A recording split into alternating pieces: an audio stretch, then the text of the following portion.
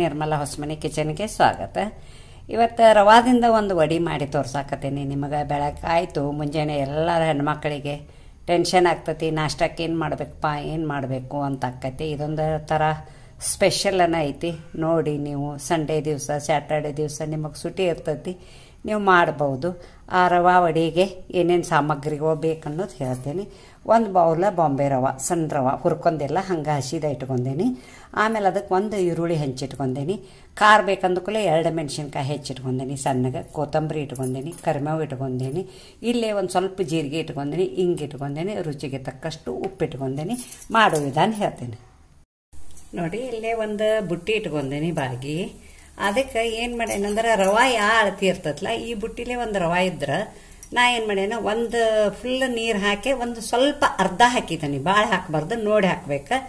ಮತ್ತು ಈಗ ಅದನ್ನು ಹೆಂಗೆ ಮಾಡ್ಬೇಕು ಅನ್ನೋದು ಹೇಳ್ತೇನೆ. ಅದ್ರಾಗ ಒಂದು ಸ್ವಲ್ಪ ಉಪ್ಪು ಹಾಕೀನಿ, ಭಾಳ ಹಾಕಬಾರ್ದು, ನೋಡಿ ಹಾಕ್ಕೋಬೇಕು. ಉಪ್ಪು ಹಾಕೀನಿ ಮತ್ತು ಒಂದು ಚಮಚದಷ್ಟು ಎಣ್ಣೆ ಹಾಕೀನಿ, ಒಂದು ಸಣ್ಣ ಚಮಚದಷ್ಟು ಎಣ್ಣೆ ಹಾಕೀನಿ. ಮತ್ತು ಈಗ ಅದು ನೀರು ಕುದಿಯಾಕತ್ತೈತಿ. ರವೆ ಹಾಕೋದು ತೋರಿಸ್ತೀನಿ ನೋಡಿ. ಗಂಟ ಆಗ್ಲಾರ್ದಂಗೆ ಹಾಕೋಬೇಕು, ಒಮ್ಮೆ ಹಾಕಬಾರ್ದು, ಸ್ವಲ್ಪ ಹಾಕಬೇಕು ನೋಡಿ.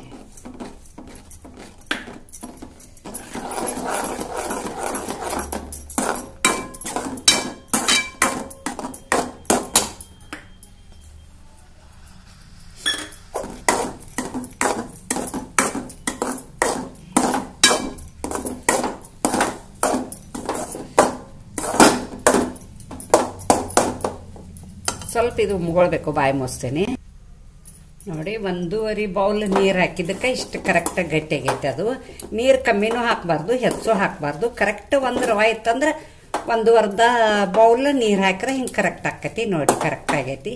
ಈಗ ಗ್ಯಾಸ್ ಆಫ್ ಮಾಡ್ತೀನಿ. ಸ್ವಲ್ಪ ಆರಬೇಕು. ಇದು ಆರಿದ ಕೂಡಲೇ ಇದಕ್ಕೆ ಏನೇನು ಸಾಮಗ್ರಿಗಳು ಹಾಕೋದು ಅನ್ನೋದು ನಿಮಗೆ ಹೇಳ್ತೇನೆ ನೋಡಿ. ರವೆ ಆರೈತಿ, ಮತ್ತೇನು ಕಚ್ಚಿಲ್ಲ, ಎಲ್ಲ ಮೆದುವಾಗೈತಿ. ಈಗ ಇದಕ್ಕೆ ಏನೇನು ಸಾಮಗ್ರಿಗಳು ಅನ್ನೋದು ಹೇಳ್ತೀನಿ ನಿಮಗೆ. ಹೇಳಿದನ್ನು ಹಾಕೋದು ತೋರಿಸ್ತೀನಿ. ಮತ್ತು ಮೊಸರು ಒಂದು ಮರ್ತೀನಿ ನಾನು, ಗಡ್ಬಡಿಯಾಗಿ ಫ್ರಿಜ್ಜಿನ ಅಂತ ತೆಗೆದರ್ಕಿಲ್ಲ. ಮತ್ತು ಇದು ಮೊಸರು ಒಂದು ಅರ್ಧ ಬೌಲ್ ಮೊಸರು ಹಾಕಾಕತ್ತೀನಿ, ನೋಡಿ ಹಾಕೋಬೇಕು.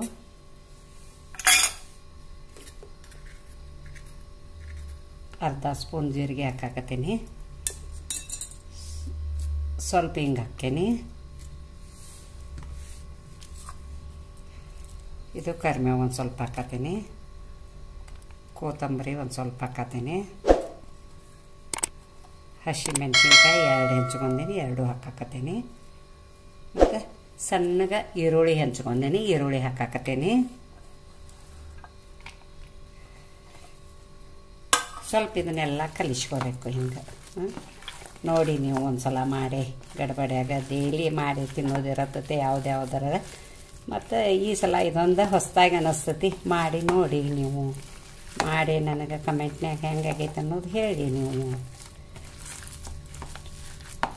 ಸ್ವಲ್ಪ ನಾದ್ಕೋಬೇಕು. ಸ್ವಲ್ಪ ಗಟ್ಟಿ ಅನ್ನಿಸ್ರೆ ನೀವು ಒಂದು 2 ಕಾಳು ನೀರು ಹಾಕೋಬೋದು. ನಾ ಒಂದು 2 ಕಾಳು ನೀರು ಹಾಕೋತೀನಿ, ಅಂದ್ರೆ ಕೈಯಾಗ ಒಡಿ ತಟ್ಟಾಕಬೇಕಲ್ಲ, ಒಂದು ಸ್ವಲ್ಪ ಗಟ್ಟೆ ಬೇಕದು.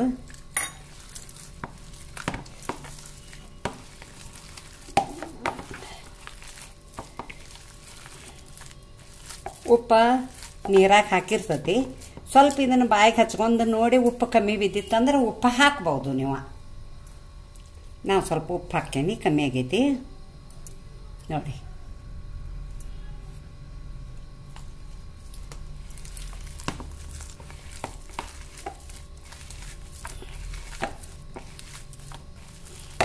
ಇದನ್ನು ವಡೆ ಮಾಡೋದು ತೋರಿಸ್ತೀನಿ ನೋಡಿ. ರೆಡಿ ಆಗೈತಿ ಅದ.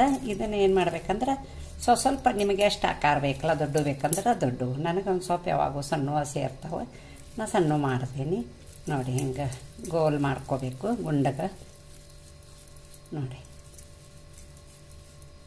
ಆಮೇಲೆ ಉದ್ದಿ ನೋಡೋದು ಗತೆ ಹೋಲ್ ಮಾಡಬೇಕು. ಹೋಲ್ ಮಾಡಿ ಕರಿಬೇಕು ಇವನ್ನ.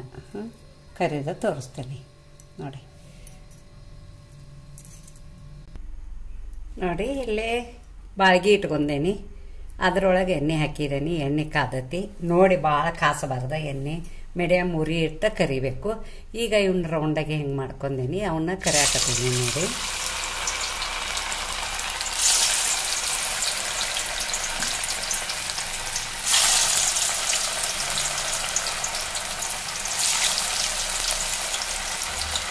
ಸ್ವಲ್ಪ ಸಣ್ಣ ಉರಿ ಇಟ್ಟ ಕರಿಬೇಕು, ಕಲರ್ ಬರುವಂಗೆ ನೋಡಿ. ಸ್ವಲ್ಪ ಹೊಳಿಸಿ ಹಾಕ್ತೀನಿ.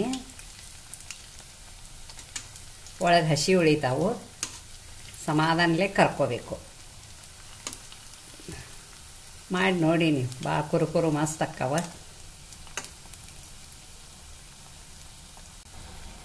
ನೋಡಿ ಕರ್ದೇನಿ, ಸಣ್ಣಗೆ ಉರಿ ಇಟ್ಕೊಂಡು ತೆಗಿತೇನೆ. ಈಗ ಬಂದಾವು ನೋಡಿ.